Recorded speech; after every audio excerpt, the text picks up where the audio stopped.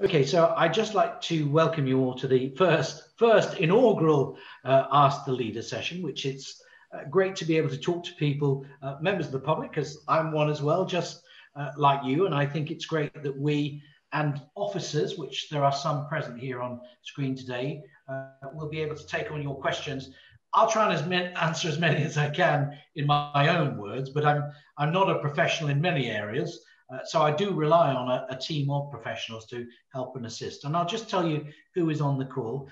He's head of our planning service, Nick Harding, and Rob Hill is our assistant director in communities, and Detective Chief Inspector Hall from the Cambridgeshire Police is also on the line. And from our communications team is Emma Rogers. The reason why you see two of me is just in case it goes off, by the way. So I've got a backup, and helping me here from my office is Karina Bonnet, who's just taking charge of things. And as I say, the meeting is being recorded so that we can put your questions and expose them to the wider public who might be interested. So I think, is it Will or is it Mr. Prideaux? How do you want to be known? Will Prideaux or just Will? Will. Well, again, Will, good evening. And thanks for your question, which I think basically you've asked a few things. So it is you first. Do you want to go first, Will, and ask your question that you sent in? Yeah, sure. Obviously not springing this on you. You've had this in advance. So this is obviously for the record, and those people watching it back afterwards. We have a worsening problem in the area north of the city centre with regards to prostitution and the associated antisocial and criminal behaviour and drug dealing and all of those kinds of things that go with it. This involves residents being regularly threatened and live in fear of leaving their home. A neighbour of mine spent several hours in her garage just a couple of days ago, and unable to leave for fear of what would happen if she were to interrupt what was going on just outside her garage. School children witness prostitutes. So we have a lot of schools around here, and school children witness prostitutes working during daylight hours these days, like every day. Every single night there is shouting and fighting in the streets into early hours. Yeah. The results of this are streets being littered with drug paraphernalia and condoms and that kind of thing. And it's been an ongoing issue for our neighbourhood for many years. Yeah. What I'm interested to know is what are you doing about this? Yeah. But having spent some time preparing for this meeting, it becomes apparent that many of the things that you are doing, all of which are laudable and have great aims, funding charitable organisations to support sex workers, that kind of thing. Yeah. Many of these things that you are actually doing, licensing premises, selling alcohol, that kind of thing, actually is not being done in a way that takes any consideration into the fact of what effect it will have on this neighbourhood. Yeah. Creating a new facility for those people who are moving from being homeless to making changes in their lives is a really brilliant thing to happen, and something that I'm delighted that our city is doing. Yeah. But what is the effect of a residential facility with minimal support being placed in this neighbourhood? How does that add up to the cumulative effect? You professionals at this know this term. It's like terms for this much better than I do. It's like a stress kind of thing that you put on the neighbourhood. And there's a point where it's just too much, isn't it? There's a point where the van that turns up to give out coffee and condoms and advice and support to the sex workers actually turns what would have been a pretty horrible but standard 3-4 prostitutes causing a scene night into a 15 prostitutes causing a scene night. And it would appear that either nobody's thinking this through, or that actually it is policy that this is the area where that's going to be, oh well, we'll just dump it all over there. Yeah. And I think if you were to dump it all on Westwood Park Road, or you were to dump it all in Custer, or you were to dump it all in any of the neighbourhoods of those people who regularly sit in air-conditioned offices, then I think something will be done about it. So we'd like to find out what's going to be done about it, please. I think you will. And I do empathise completely with all the things you're saying. And I've had a number of emails and contact with people living in the immediate area that are affected. I will say I have accepted a meeting invitation from residents on the 9th of July. So I will endeavour to attend that. It is in my diary. So bearing something else cropping up, I will be there to speak to more people firsthand. I've lived in Peterborough for some considerable time. It's always been a complex issue, and the area where you're living, of course, and feel the brunt of that firsthand, I'm well aware of those issues. But I have a couple of people on the line with me, and I suppose, being a gentleman, I will go with ladies first. If you want to kick off from the police perspective, Detective Chief Inspector Nicky Hall is here, and I'd like to hear from the police point of view, what is it that you are doing in relation to the problems that Will has outlined? Of course. So firstly, Will, if I just explain who I am. So DCI for the northern half of Cambridgeshire, predominantly working and overseeing the investigation of serious and complex crime. But my other role, and something I've taken on the last few months but I'm quite passionate about, is the strategic lead to really reduce harm and exploitation to sex workers and vulnerable women. That doesn't mean that actually, and I've listened carefully to what you said, and actually I have reviewed, I know you've had a residents meeting with members of the council and our local neighbourhood sergeant, and I've reviewed all of those comments because I know there is a considerable amount of concern, as you've said, and obviously you feel, as you've stated, dumped on. The project that I'm running with partners, and it is a partnership approach, has three strands to it. So one of the strands is the victim. It is about dealing with the women and supporting them, trying to look at longer term partnership routes out of sex work and exploitation. So that is run by the one of our partners at the Women's Centre, and very much again working with alcohol services, drug services, any partners that we feel could benefit and support women longer term away from exploitation. That's one of the strands. The second strand is really around offenders. So you've mentioned some different things there, and there's we've got a new project where we look at towards curb crawlers and out of court disposals, and we've already put 10 offenders through that in terms of rehabilitation, and the money, the £175 that they pay to go on the course, goes back to the women's services. So we're targeting the curb crawlers, but we're also targeting those others, the drug dealers, as you say, that may turn up and supply the women. We have an offender strand which is led by the police, and which does meet monthly and have a number of actions. So we are stepping up patrols in the area, but very much targeted on individuals and perpetrators that are causing the highest harm to the community. And that third strand is the community strand, and each of those are equally important. And I think it might have felt to the community lately that we haven't listened, and certainly from your residents coming together, we have listened. I can firstly assure you of that. It isn't an issue that we are going to solve overnight, and we're not going to solve it in isolation. We'll happily come to the next community meeting as well. I know we've looked at a different number of actions from the last community meeting in terms of what the partnership may be able to do. So from a council point of view, how do we tackle maybe the condom and the littering? How do we look at, you've talked about accommodation there that may be a problem in the area. There's certainly some wider pictures that we can look at around the crime prevention, a site visit. We're looking at funding opportunities. We very much want to work with you. I can't say that we're going to come down and be there every night. We certainly have, the neighbourhood team have prioritised it, and we've now done a briefing pack and spoken to our response colleagues that obviously deal with most of the 999s, but just to ensure that everybody is aware of the community concerns in the area and actually takes measures to address it.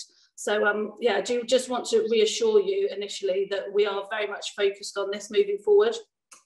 That's really exciting to hear from you, Inspector Hall. Sorry, I think is that the right term? And that's exciting to hear from you, because the experience that we've had so far as residents from your constabulary, we've had some really very positive, and effective policing from our point of view, from Steph and her team. Yeah, and please do pass on our thanks for her support. However, it is very disappointing as a member of the general public, as a council taxpayer. I see how much I'm delighted to give you to fund your services every year, to be told by a member of your team very clearly that we need to manage our expectations. And whilst it was great that you did send representation to the last neighbourhood meeting, for us to be told, and I think I counted 12 or 14 times that we were told that we needed to manage our expectations, I think it's really important that it's obvious that there is pushback. This is pushback on that, and for not wanting to play it for a cheap joke, but I think it's important that you manage your expectations, because as residents, we have had enough of this, yeah? So to ask you some specific questions, will number plate recognition cameras be installed on this street? I can't say yes or no to that right here, right now, but anything that you raise, I can assure you we will take away, look into and report back via the community meetings, but I can't say that we'll be putting in ANPR recognition on your street, no. There's a big... So as residents, we found, unfortunately, that we were more clued up about potential solutions to this issue than the person who presented themselves as the lead for, is it Glacier or which is the prostitution? I forget all the names it's been given. It's Operation Glacier, I think. But the person who purported to be the expert on prostitution in Peterborough, or your lead on prostitution in Peterborough, was unaware of the extent of the prostitution taking place in Peterborough, which I think is unfortunate, because it's not my job to be aware of the level of prostitution in Peterborough as a professional, yeah?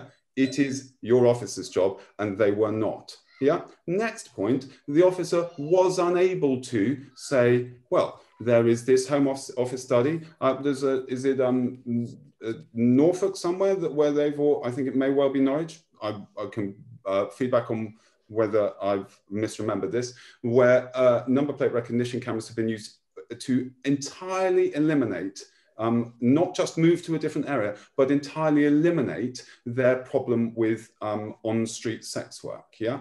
So thank you very much for your obviously carefully considered and politically worded response, and that is obviously as reassuring as words can be, but for your officer to not know as much as we now know about what approaches can be taken to solve this problem is something that I need to ask you to look at, because I was not impressed.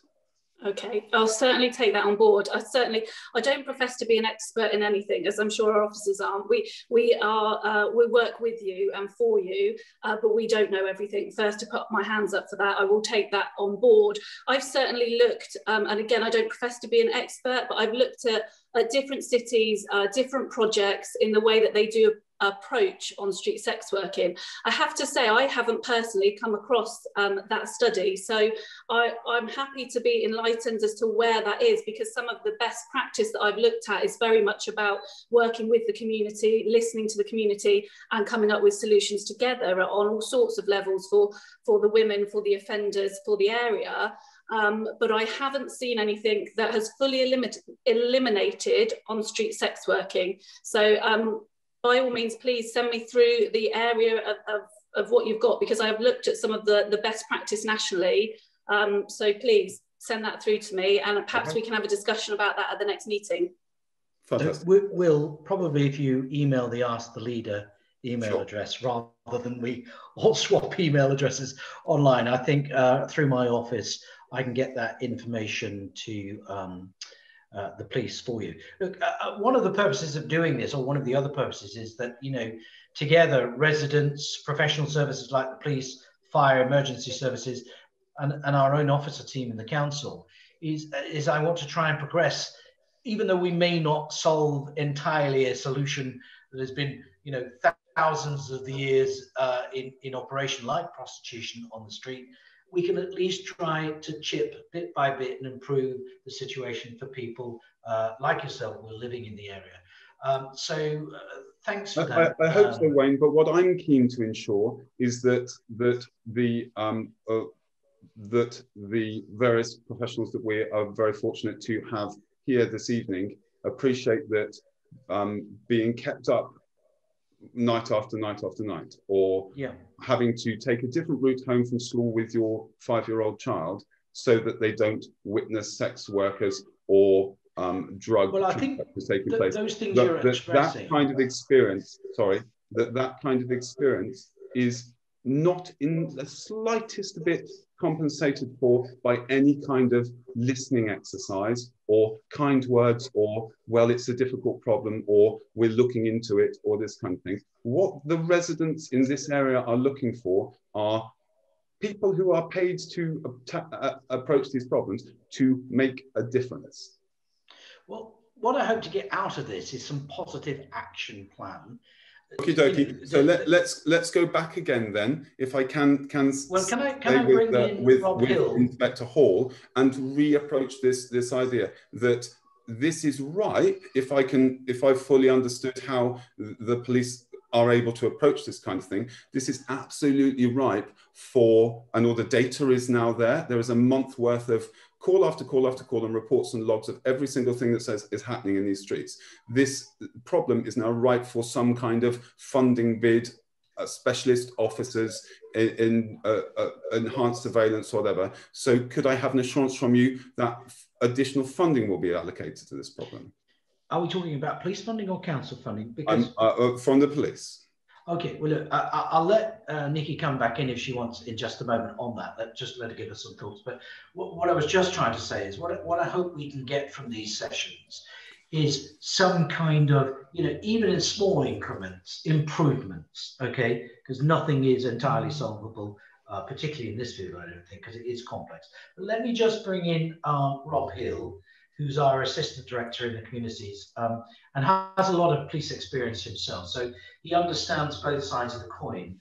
So I just want you to hear what he's got to say. Perhaps if you've got any questions for him as well, you know, we can maybe come together collectively on this particular issue and decide what the next steps are. But Rob, do you want to make a comment at this point? And thanks, Will. You made some really strong points there, really well made. And I just want to, first of all, from a strategic partnership point of view, reassure you that this issue, you may not be aware of the Safer Peterborough Partnership, but that is basically the partnership that brings together the police, the council, the housing associations to look at the big issues affecting our city. And I can tell you now, there's 3 big issues affecting our city. One is around drug usage. One is around high levels of harm. And the third is around sex working with a focus on this issue. So I just wanted to, first of all, let you know that across the partnerships, we are treating this as a priority. In the past month or so, we've started to set up those meetings with you. We've only had the first, but this is really important that we're starting to engage with you to let you know some of the things that we can do, but also discuss with you the ideas going forward. Now, in terms of things like funding, through that partnership, we're working very hard to try and secure extra monies to work on initiatives just like the one you've pointed out. Now, we haven't yet progressed ANPR, but that's something I'm really interested in, particularly given the success that you said. And I just want to make a point that the government, they've got something called the Safer Streets funding, which we can bid into. And one of those is looking at the safety of women, but it would lean itself to this area. And we are working as a partnership to look at how we might bid in for some of that extra funding. So on the funding front, there is a light at the end of the tunnel, I think, but we need to work together around this.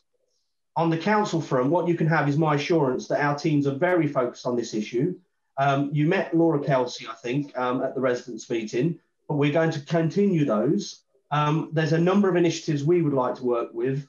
I've been speaking to the police around how we might target hard in the area, look at some of the businesses that you've got around that area that are not secured, that are attracting attention and a problem, and look at where we can pump money into the area to try and design out this problem.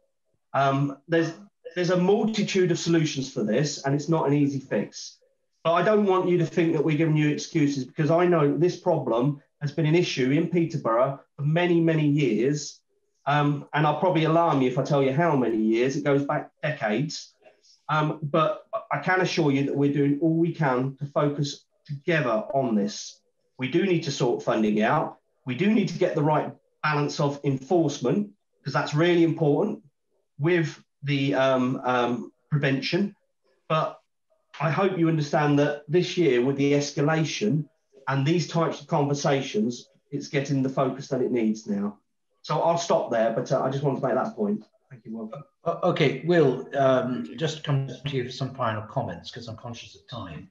And I don't want to stifle any debate, but we are limited in terms of this forum. But there may be ways this can continue, and it sounds like it will do, both through your own residents and the police and the council and the St. Peterborough Partnership. But Will, do you have any comments to make following Rob's statement there? Yeah, I think it's really encouraging to hear. I think one of the issues has been that as residents, we have just accepted this for too long. And that is not the case anymore. And when we feel that we have given up, when there has been no responses. There are residents in Burley Road who've lived there for 40 years trying to address this problem, yeah, for 40 years. And in that time, they find that the off license is given the 2 a.m. in the morning license by the City Council, yeah. That this happens, and you're just left thinking, this is insanity. What is the point in making any efforts? But here we are, and we insist that this will be taken seriously, and that we're not looking for, gosh, that must be a difficult problem for you. We're really working hard to look into it. We're looking for the harm on these girls to be stopped. Yeah, we are looking for people to stop having sex near our houses. That's what we're looking for. We're not looking for nice words. We're not looking for platitudes. We're not looking for the latest evidence on which listening course all these professionals have been on. We're looking for things to change. And thank you, Wayne, for the time. Okay, Nikki, do you want a final word, or you were asked about money, but I think it was covered. Yeah, I think it's more important to have listened to that and take it on board, and really, like Rob has said, really make that commitment that we are going to work with the community moving forward to take their concerns really seriously and address the issues raised. Can I just say, and it's for the benefit of everyone watching the replay, and of course you, Will, and others, that, you know, residents raise issues and they become, shall we say, they rise to the top of the pile. It's not old adage, the louder you shout, because, you know, the council, the police and everybody else, they can't address everything all at once. So what becomes, you know, priority, and this has been an issue for a long time, is really about the strength of feeling. And I can clearly see there is a strength of feeling just from the emails I've had. And, you know, we need to redouble our efforts. But what I would say, we'll come to this meeting. I think Nikki said she'd come as well. I think Rob might come if he's free, is that between now and then, that you and the rest of the residents will perhaps come up with a single point that we can improve immediately. You know, you talk about the exposure for the children and everything else. So why don't we put our thinking caps on ahead of that meeting and hopefully come away from there with something positive that we can say is an action that starts to tackle the issue and improve the lives for residents and indeed the people that are trapped in this vicious circle of drugs and prostitution. Because I know our team take it seriously in terms of the Safer Peterborough Partnership. So I would like to see that, you know, we can get some positive action from positive engagement with people like you, Will. And I thank you for your time for coming and sending in your question.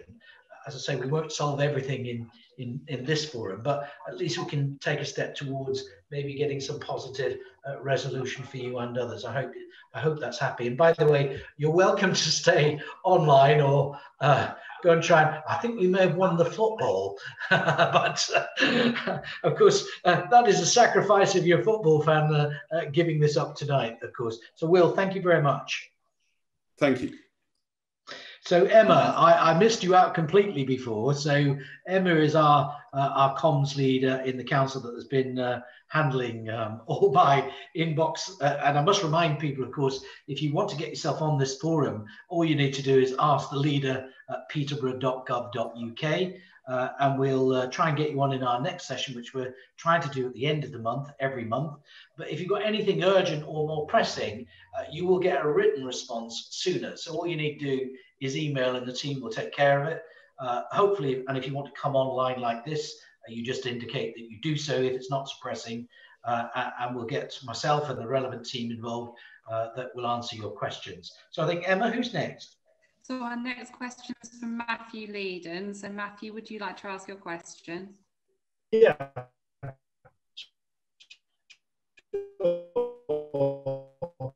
Hi guys. You've got a bit garlicky, Matthew. Do you want to start your question again? Yeah, sure. Can you hear me now? Is that okay? Fine now. Perfect, yeah. So it's a question, but in three parts to the question. A bit of background on the resident living in Bramble Street, so it's Zone E parking. We've got parking permits for our cars and visitors parking. I'm also a professional driver. I'm a driving instructor covering the Peterborough area. And the kind of concerns I have is on parking in general. The three areas I've got concerns are general parking in Peterborough, legality, safety, convenience. I'm driving around a lot in all parts of Peterborough, and I'm seeing lots of illegal parking double yellers, parking near crossings, parking where you clearly can't park, no parking zones. Safety, I mean, I'm kind of encouraged with the previous discussion with Will on AMPR and safer streets, kind of parking falls into that category. But convenience as well. I know lots of emergency services just can't get to fires, they can't get to heart attacks because they can't get through the streets where people park inconveniently. That's the first one. The second one really is about the zoned areas. So we live in Zone E, which covers Granville Street, All Saints Road, all that sort of area. Now it's very clear we don't have a parking bay. We can park anywhere in Zone E. However, regularly there are people parking on double yellers on the corner of Granville Street, people parking inconveniently because that's close to home and they think it's okay. Actually, we're near King's School, we're near TDA. So actually where school kids are when they try and cross the road, people go down the road too quickly, they're parking conveniently, they can't pull over when there's something coming towards them. So that's another issue. And the third issue is around schools. So how do we take responsibility for parking around schools? I have regular conversation with the police, council and schools and say, oh, it's a police problem. The police say it's a school problem, the school say it's a council problem. So someone somewhere, please take responsibility for parking around schools. We often have, deeply more considerate, there are primary children going around here. My wife works in BCA, my daughter goes to Thorpe Primary, and regularly, you know, people are parking inconveniently, unsafely. There's been an incident of a kid got knocked over by someone for overtaking a parked car where they shouldn't have been parked. It's a big problem, I know. So I thought I'd raise this now as an issue in terms of what steps are in place, in terms of who's responsible for making sure parking happens, and what communication can we have within Peterborough to make sure people are aware of safe, legal and convenient parking.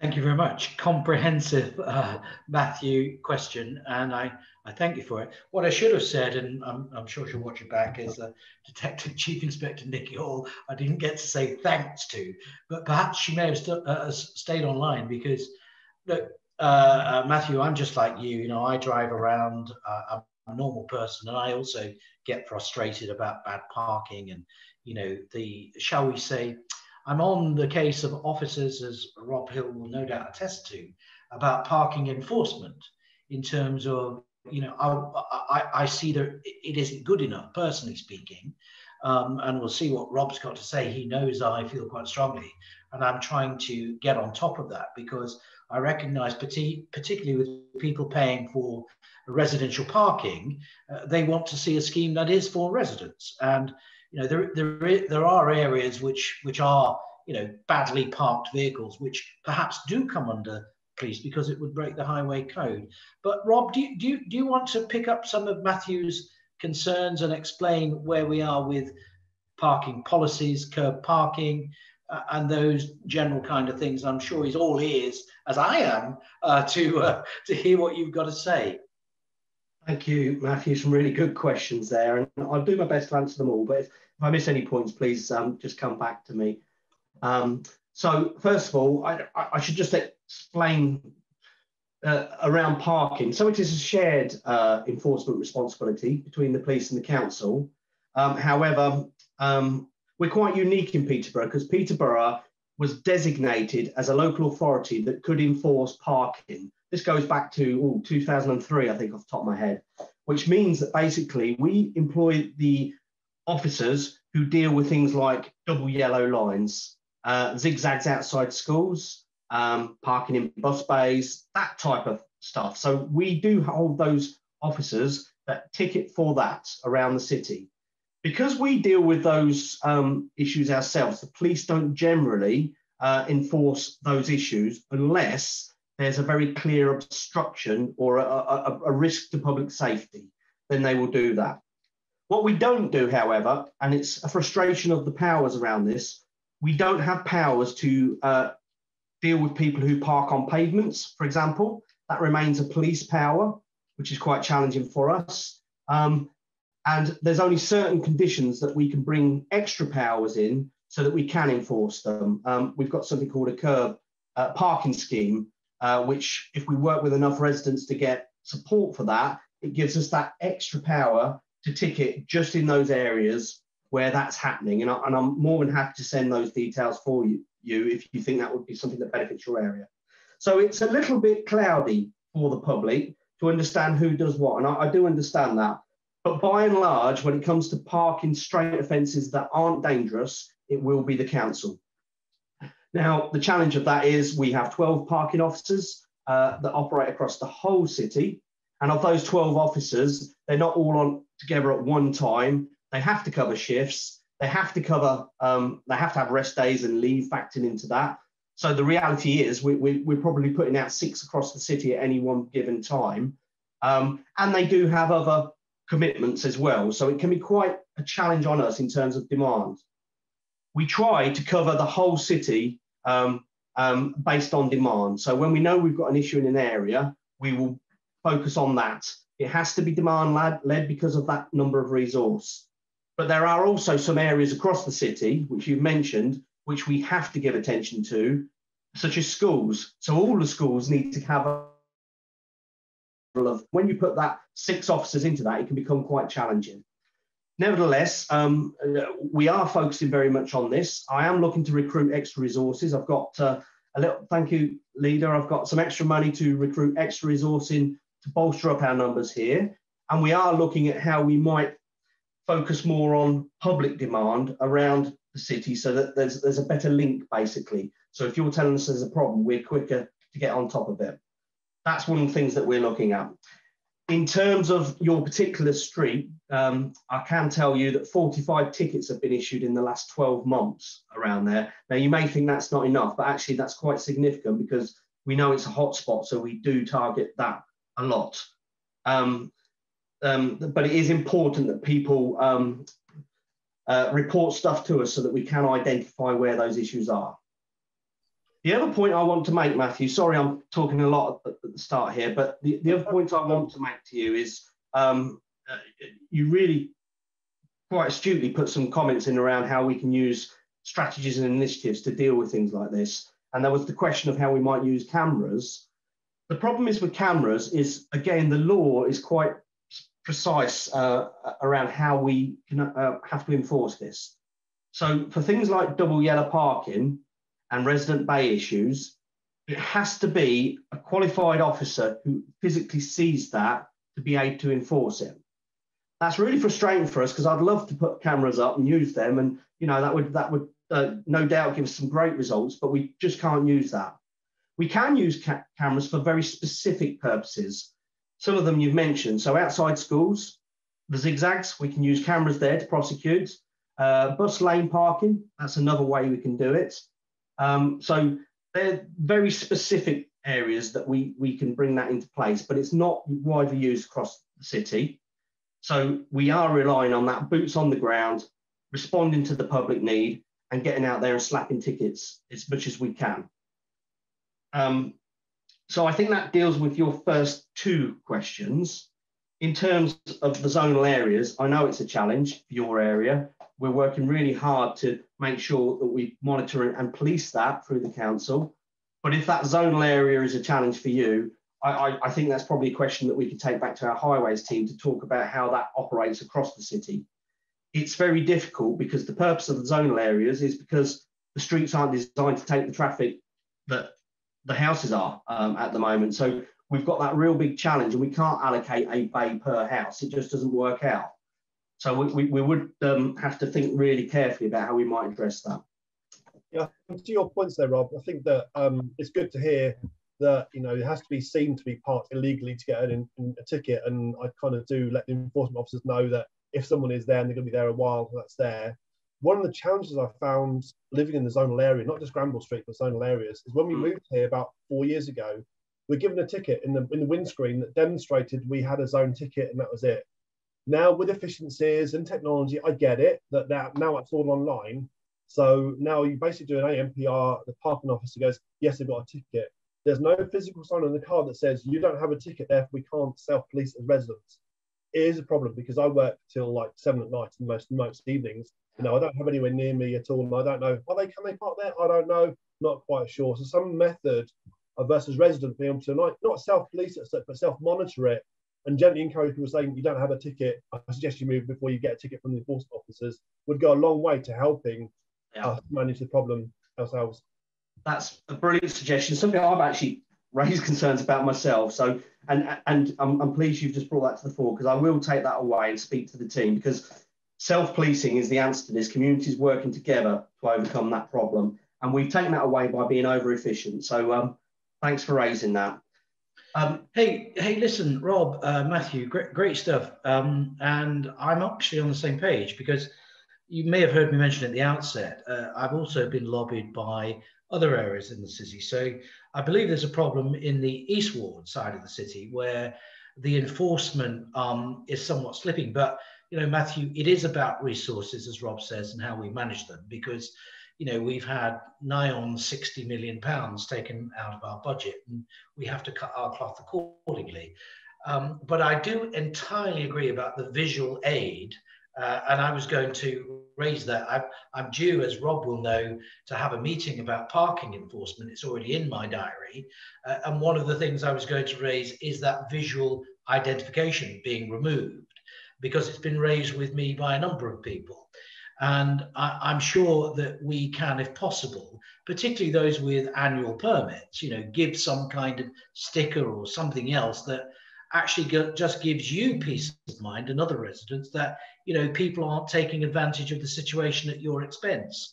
Yeah, like a hologram with Zone E or whatever. It's just a visual cue to say, I have a parking permit. I mean, I've asked in the previous if we can access the same system that the enforcement officers do with the, obviously, GDPR, whatever. Go, I know you can do it on the Gov website in terms of has it got tax, insurance, MOT. Can we access like a read-only version of the, we go, okay, can they park there? No, they can't. Let's encourage it. And I guess resourcing is an issue, money an issue. We want to help out as much as we can as residents. We just can't. We don't have the information available to us to kind of. Oh, we've lost you for a second there, Matthew. You might want to just turn your camera off or something. No, it's basically we want to help out as much as we can, but we can't unless we have the information to help out, basically. No, I think we're all agreeing, and isn't it nice that we can all come together, we're all on the same page? So the fact is, yes, I'm going to ask myself when I meet the parking team about that specific issue. I also want to try and increase the resource, you know, about enforcing our parking system. But like all these things, you know, the money we collect from residential parking schemes and the like are supposed to go into enforcement, and that's what pays for the system. So I want to be reassured so that when I talk to people like you, Matthew, I can say to you face to face, you know, we are putting money into those services. in order to protect and safeguard the whole point of them being there. And no system is perfect, but I feel that now is perhaps the time to put it under the spotlight again and turn a bit of scrutiny on our parking services and try and improve outcomes for residents.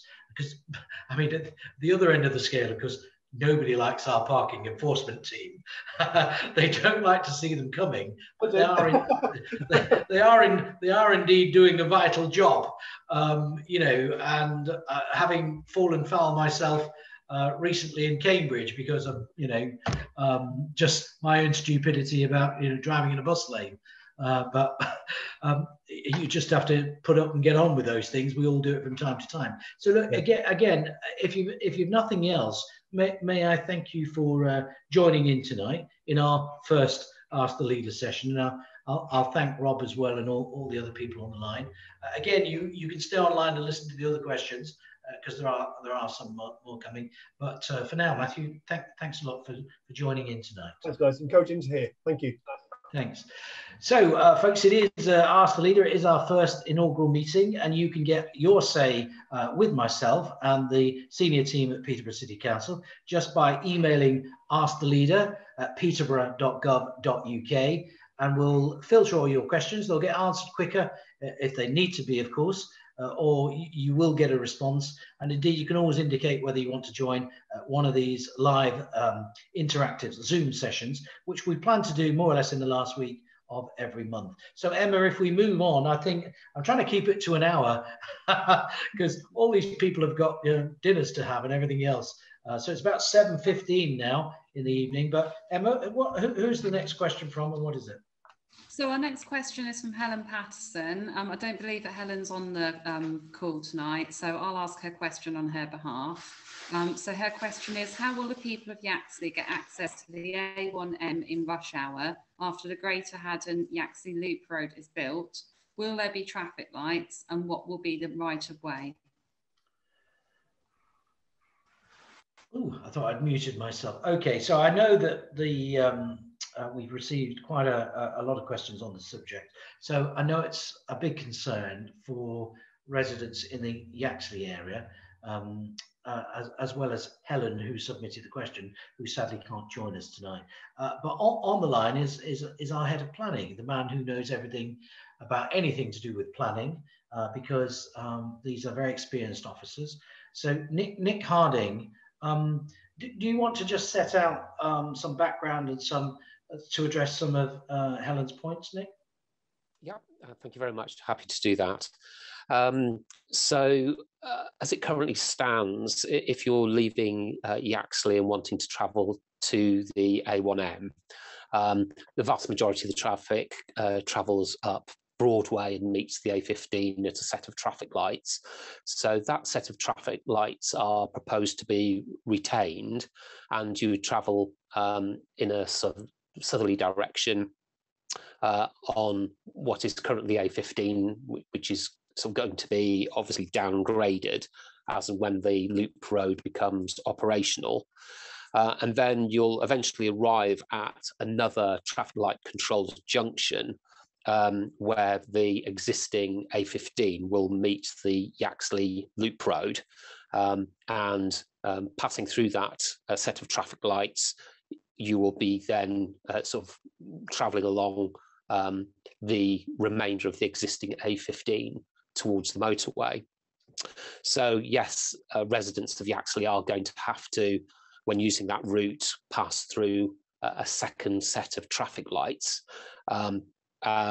So in some sense, there will be an increase in the level of sort of inconvenience, but it needs to be remembered that obviously the amount of traffic travelling down the A15 through the Broadway junction will be hugely less than it currently is, and therefore the wait that people will have at the Broadway A15 traffic lights will be a lot less than it currently is.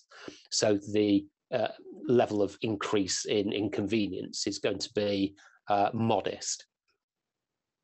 Thank you.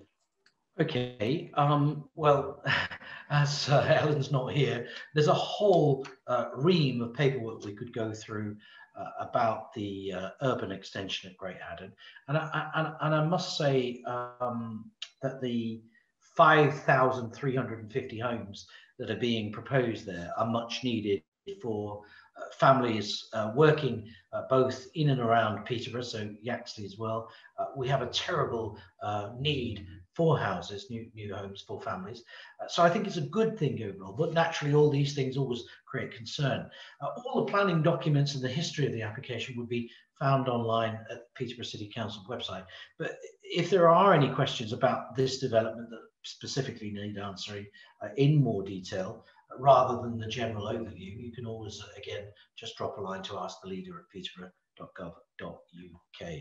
I don't think I want to say much more really, but I will send some notes to Helen in particular, via Emma probably, or Karina in my office. We'll just send some detailed notes that we have a whole ream here, but I don't want to take up all the time that we have left because it is pressing on.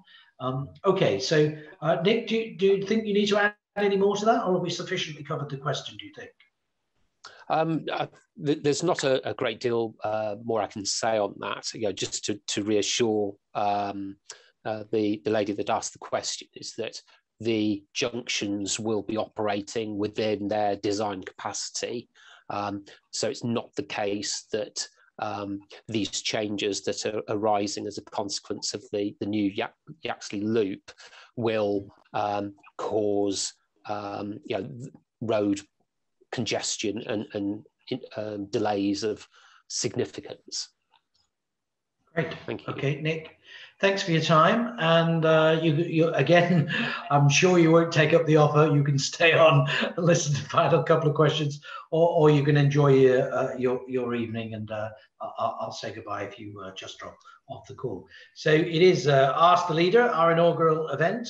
And again, you can get in touch at that email address, asktheleader@peterborough.gov.uk. So Emma, we've got probably one or two questions quickly whip through, certainly that I can see on my sheet. So I think we're on question 4 for this one. Again, I can't join us, but do you want to tell us about it? Yeah, so the next question's from Kevin Bliss. So he can't be here tonight to ask it himself, so I will on his behalf. He says, are there any plans to install more free electric points for public vehicles within the city?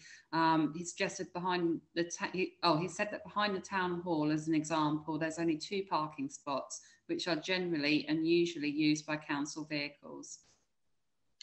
Right. Well, I learned something new about them, which I suppose I shouldn't spread. I believe they're free, which was even better. But the answer to your question, Kevin, is yes.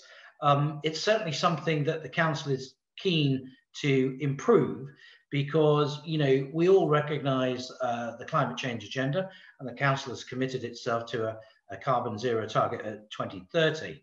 So the government's announcement about the discontinuing of diesel and petrol engines will also drive not only us here in Peterborough, but the country and hopefully the rest of the world to a more cleaner, greener environment. And electric vehicle charging is one of those things that I've asked officers to look at and progress, because as we do away with diesel and petrol engines, what is the future for vehicle charging?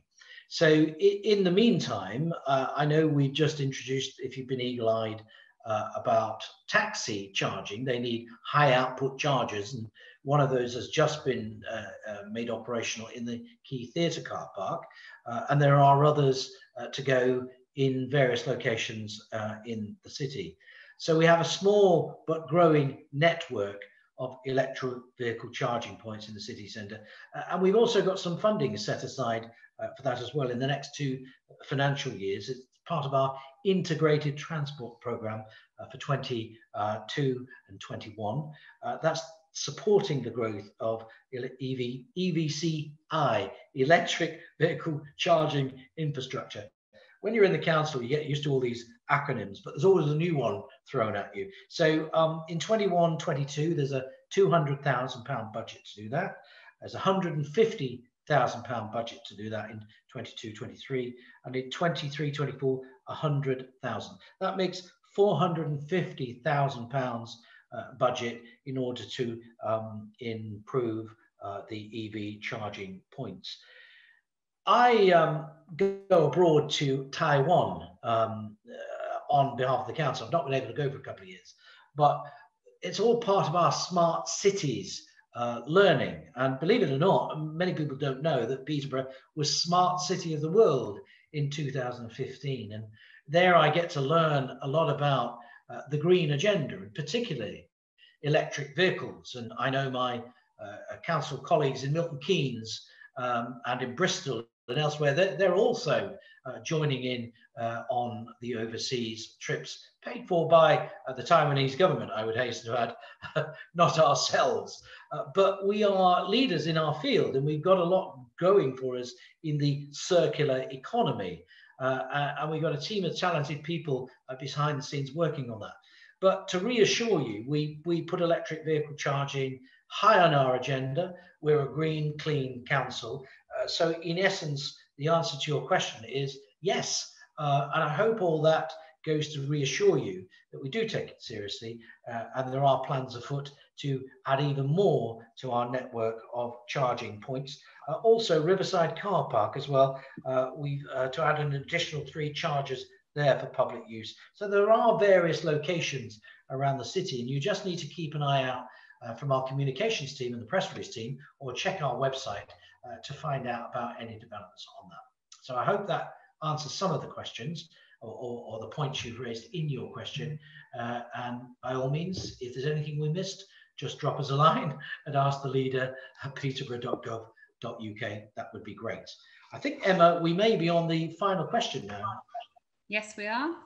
So the final question is from Sam Burton from Upton Community Council, who can't be here tonight to ask it. So the question is, there's always a lot of investment within the city centre, but could a separate fund be started for the rural communities of Peterborough, for things like new benches, bins, trees, footpaths and other projects to improve rural communities? Good question, and very valid. And I guess, you know, it's a very nice place to live in Upton. Sam, thank you. What I would say, there's some personal observations. So the first thing to do when you're talking about investment into the area that you live is talk to your ward councillors in order that they get a sense of what's important to you and your neighbours, in order to determine perhaps what investment can be earmarked, because we couldn't just set money aside sitting there doing nothing because the council's budgets are tight. And if it's capital investment, it has a revenue cost in order to pay that back. But so parish councils would also be another good place to start if you have one that covers your areas. So often many bins, benches, grass cutting, things like that can often be afforded through a parish council precept. As I say, I come back to ask your ward councillors that cover the area. So, you know, whatever party they represent, they're generally a dedicated bunch of people councillors, because otherwise I'm not sure why we'd all be doing it. But indeed, you know, councillors are there to put forward your ideas and represent the interests of local residents. I recently tasked my own councillors in the Conservative group because, believe it or not, Sam, one of my own members from Stanground said, why am I always seeing that the council is spending money in the city centre, and, you know, it's never spent in the urban areas or the rural areas? And, you know, we have councillors representing all urban, city centre and rural areas across the city. And he's got a point. But the fact is, again, I said to him, basically, okay, what is it you want in your ward? You know, come back to me with 3 things, and I challenge all my Conservative group councillors to do this, but I would extend the same invitation across the council to all members that says, what is it you would want the council to do in your ward? You know, give us 3 things. Now, I'm not saying we can do them immediately, but at least they will be, you know, aspirational targets to try and make a difference to where you live. So I would say the same to you, Sam, if you've got something specific in mind, rather than just, well, I want more money spent in the wards. Well, we all want that, but unfortunately, that isn't the political reality or the financial reality. So things that are doable, let's get a list of what those things are. What are people's priorities across the city, whether you're urban or rural or, you know, city centre, and then we can get some idea of what's important to people and what affects their daily lives. Because we are making improvements. This city is a growing city, and we've just got more or less £25 million from our Towns Fund investment application. We've got some levelling up fund from government, those applications are in, and we've got a £600 million private investment plan to bring investment into the city. Yeah, granted, some of it may be city centre, but there are things like the Shared Prosperity Fund, which will come through the Combined Authority. And those things can be spent on projects across the city, whether they're in rural wards or, you know, the Bretons, the Altons, Ravensthorpe, Dogsthorpe, you know, Paston, you name it. But people have got to come forward with costed ideas that are sustainable, are not going to keep draining the public purse in terms of demanding lots of revenue. So we always welcome, but the best route to do that, I come back, is through your ward councillors. And then they've already been tasked by me to come back. So make your voice heard and make sure you tell your ward councillors what it is that's important to you. So I hope, Sam, from Upton Community Council, that in some way helps. But by all means, do always come back to me. The same applies to anybody else if you feel there's something specific that we can answer. And we're more or less bang on time for an hour tonight.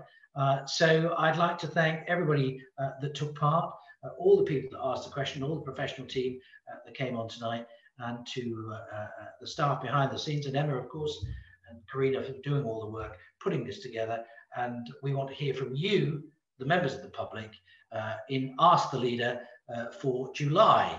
I don't know the date, but keep an eye out for it. It will be publicised. So all you need to do is send us an email. It is asktheleader@peterborough.gov.uk, and the team will get back to you when they can.